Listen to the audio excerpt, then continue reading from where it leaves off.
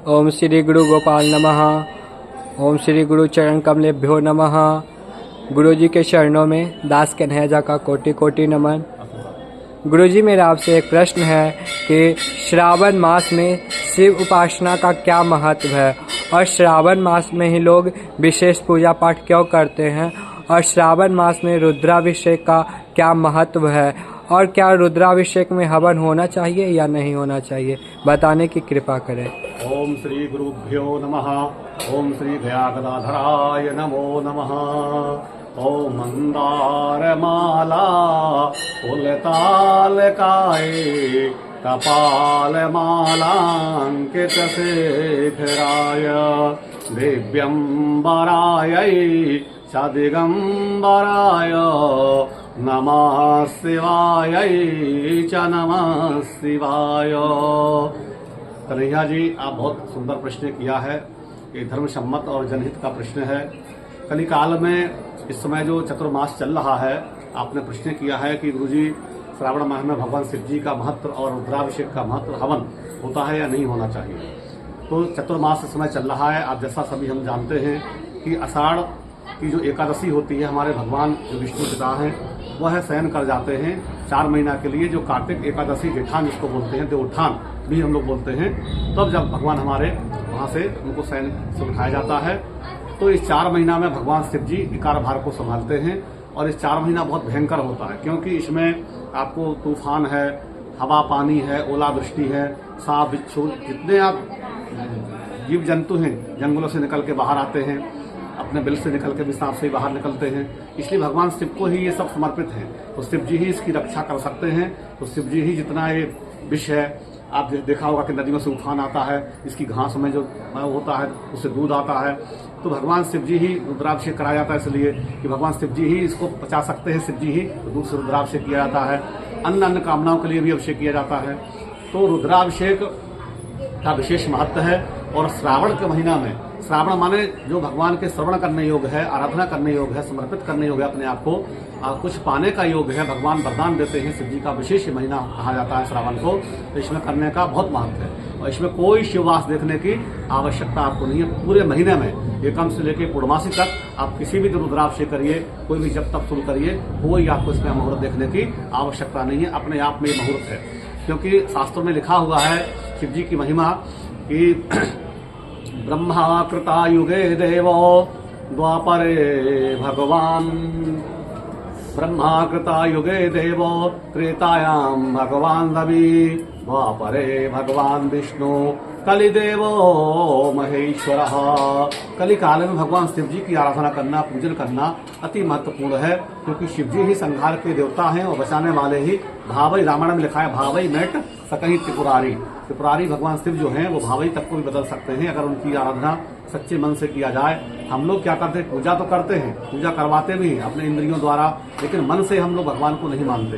अंतःकरण जब तक शुद्ध हमारा नहीं होगा, हम पूजा करके उठते हैं तो पति से झगड़ते हैं, पत्नी से लड़ते हैं, बेटा पुत्र आदि से जो है ना हमारे अनुशासन में नहीं रहते हैं।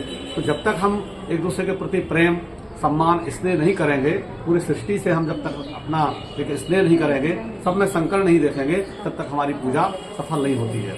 जहाँ तक रुद्राभिषेक का सवाल है, तो रुद्राभिषेक का मतलब ये हुआ कि आप जैसे रूप, रुद्र, महारुद्र और अतिरुद्र, रूप रुद्री, महारुद्र और अतिरुद्र, ये 4 चीजें हैं। रूप, रुद्र, रुद्री, महारुद्र, अतिरुद्र। तो एक दिन जब हम कराते हैं तो रूप रुद्र 11 दिन का, 11 दिन जब हम पूजा करते हैं या 11 ब्राह्मण बना के, शिवलिंग 11 बना के करेंगे तो एक रुद्र होगा। और महारुद्र जब हम इसको 22 दिन करेंगे तो रूप, रुद्र, रुद्री, 22 दिन का रुद्री। और महारुद्र जो है जब हम 44 दिन करेंगे तो ये महारुद्र होता है। और जब 4 महीना इसको हम पूरा करेंगे तो ये अतिरुद्र कहलाता है। जब अतिरुद्र हम लोग करते हैं 4 महीना का पूरा अभिषेक, बड़ा अभिषेक करते हैं, तब जाकर के इसका हवन करने का प्रावधान है। आप बीच में ही हवन नहीं किसी चीज का कर सकते कि आपने कुछ मंत्र किया, जब किया, क्योंकि रुद्राभिषेक में अपने आप हम सब दूध चढ़ाते हैं, दही चढ़ाते हैं, मध चढ़ाते हैं, तो हम लोग सब चीज भगवान को अर्पित करते ही हैं। भोजन स्वरूप भी देते हैं, भोग प्रसाद भी लगाते हैं, सब चीज करते हैं। हवन की विधा वहां होती है जहां पर हमको कोई पुरुषचरण किया, जैसे हमने दुर्गा पाठ किया, हमने कोई महामृत्युंजय मंत्र की जप किया, तब जाके हवन का विशेष प्रावधान है। रुद्राभिषेक में जब हम समर्पित भी करते हैं शिव जी को, और जब अतिरुद्ध करते हैं तब हवन का विशेष महिमा कही गई है, तब करना चाहिए। और शिव जी की पूजा कलिकाल में बहुत महत्वपूर्ण है, क्योंकि शिव जी बसा बैल पे बैठते हैं। बसा बैल किसका प्रतीक है?